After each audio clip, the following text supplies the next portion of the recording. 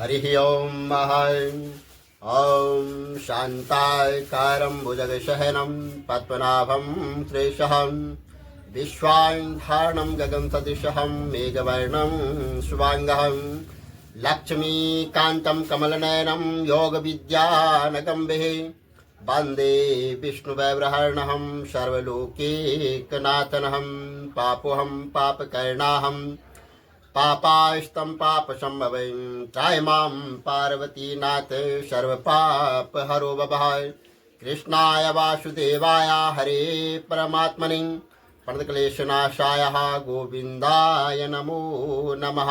विष्णु भगवान की जय, शंकर भगवान की जय। आप सभी भक्तों को मकर संक्रांति की बहुत बहुत हार्दिक शुभकामनाएं। भगवान सूर्य नारायण आज मकर राशि में प्रवेश कर रहे हैं, तो आइए आज एकादशी व्रत कथा का भी तो श्रवण करते हैं। आज एकादशी भी है और माघ कृष्ण पक्ष की खरतिला एकादशी है, उसका श्रवण करते हैं। एक बार पुलत्स्य ऋषि ने दलभ्य ऋषि ने पूछा कि हे ब्राह्मण, मृत्युलोक में मनुष्य का धन वो दूसरा चोरी करता था और दूसरे लोगों से वो ईर्ष्या करता था तथा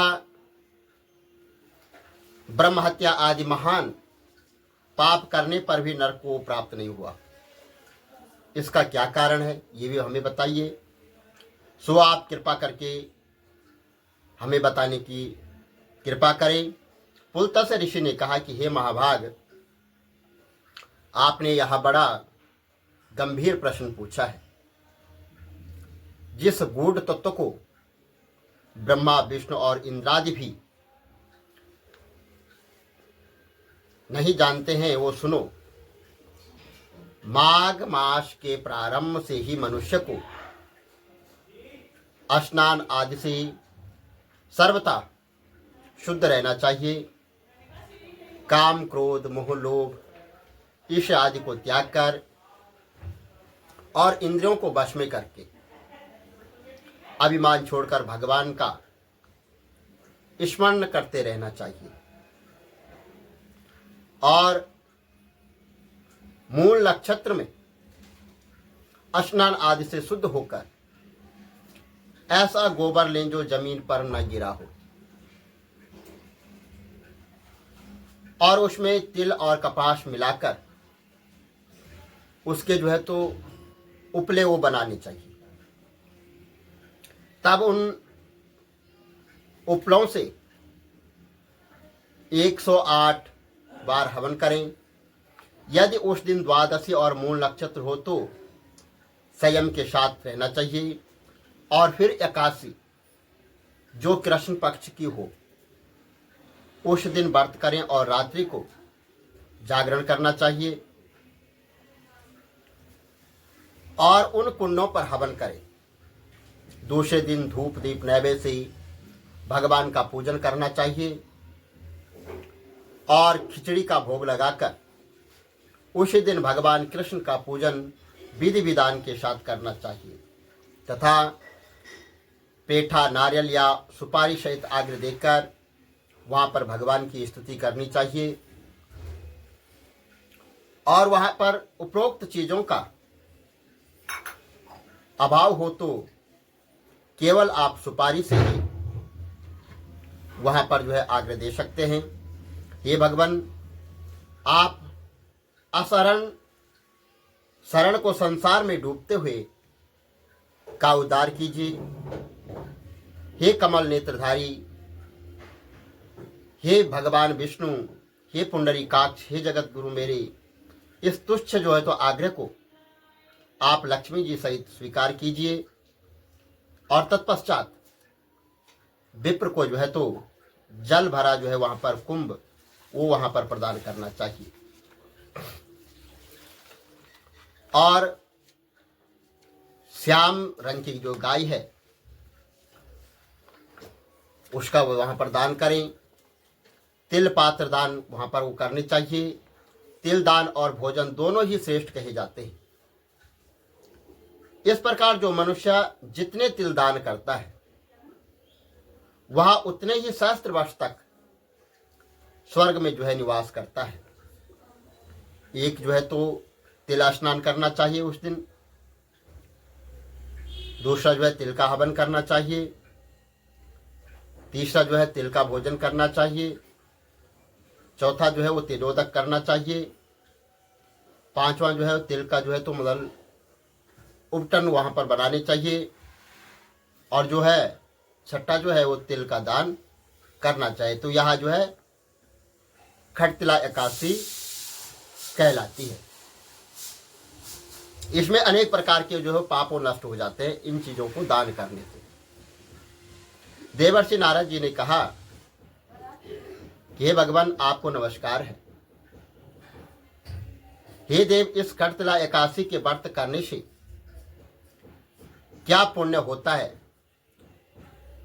आप हमें बताने की कृपा करें। तो भगवान श्री कृष्ण जी ने कहा, हे नारद मुनि, मैं तुम्हारे सम्मुख आंखों देखी घटना का वर्णन करता हूं, सो तुम ध्यान देकर सुनो। प्राचीन काल में मृत्यु लोक में एक ब्राह्मणी सदैव जो है वो व्रत किया करती थी, और वह ब्राह्मणी अत्यंत बुद्धिमान थी। वह एक बार लगातार 1 माह तक व्रत करती रही, जिसके कारण उसकी जो है देह अत्यंत दुर्लभ हो गई। और इतना करने पर भी उस ब्राह्मणी ने कभी किसी देवता तथा ब्राह्मण को अन्नदान अथवा धन दान नहीं किया था। तब भगवान ने विचार किया कि इस ब्राह्मणी को शरीर आदि शुद्धि कर लेने के लिए इसको तो है विष्णु लोक प्राप्त हो जाएगा, किंतु इसने कभी अन्नदान नहीं किया, जिसके कारण इसकी जो है तृप्ति न हो सकेगी। यह विचार उस ब्राह्मणी के यहाँ जो है दान देने के लिए वहां पर स्वयं हो गए। तब उस ब्राह्मणी ने आने का कारण भगवान से पूछा और निसंकोच उत्तर देते हुए कहा कि मुझे अन्न की भिक्षा चाहिए। मेरे इस प्रकार कहने पर उस ब्राह्मणी ने क्रोधित होकर माटी का जो डेला होता है उठाकर जो है मुझे दे दिया। तब मैं उस माटी के डेले को लेकर स्वर्ग वापस आया, और कुछ काल के उपरांत वह ब्राह्मणी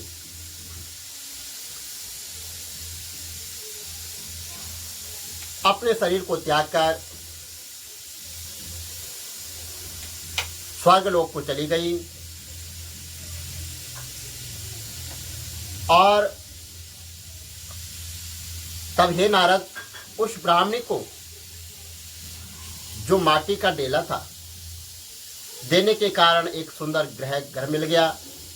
उस ब्राह्मणी ने जब अपने उस घर में अन्य वस्तुओं से वहां पर शून्य देखा, यानी और सब चीज था लेकिन जो है घर था, वहां पर स्वर्ग मिल गया, लेकिन जो है और अन्य चीजें वहां पर कुछ नहीं थी। तो वह दौड़कर जो है भगवान के पास गई और बोली कि हे भगवान, मैंने आपके अनेकों व्रत किए हैं और अनेकों व्रत करके आपकी अत्यंत मैंने पूजा की है, फिर भी मेरा घर सभी वस्तुओं से शून्य क्यों है? सो इसका कारण मुझसे बताइए। तब जो है उस ब्राह्मणी से भगवान ने कहा कि पहले तुम अपने घर को जाओ और द्वार तब खोलना जब तक वहां पर देव स्त्रियां आए। पहले तुम अपने घर को जाओ और घर के दरवाजे तब खोलना जब वहां पर जो है देव स्त्रियां आए, और उनसे तू जो है खटतिला एकादशी के व्रत की कथा सुन लेना। भगवान के वचन मानकर वह ब्राह्मणी अपने घर को चली गई और आई। जब वहां पर देव स्त्रियां तो द्वार खुलवाने को आई, तो उस ब्राह्मणी ने कहा कि यदि आप द्वार खुलवाने आई हो तो पहले आप मुझे खटतिला एकादशी व्रत का महात्म्य सुनाए। तब उन देव स्त्रियों ने में से एक ने उसे जो है खरतिला एकादशी की व्रत कथा और उसका महात्म्य सुनाया।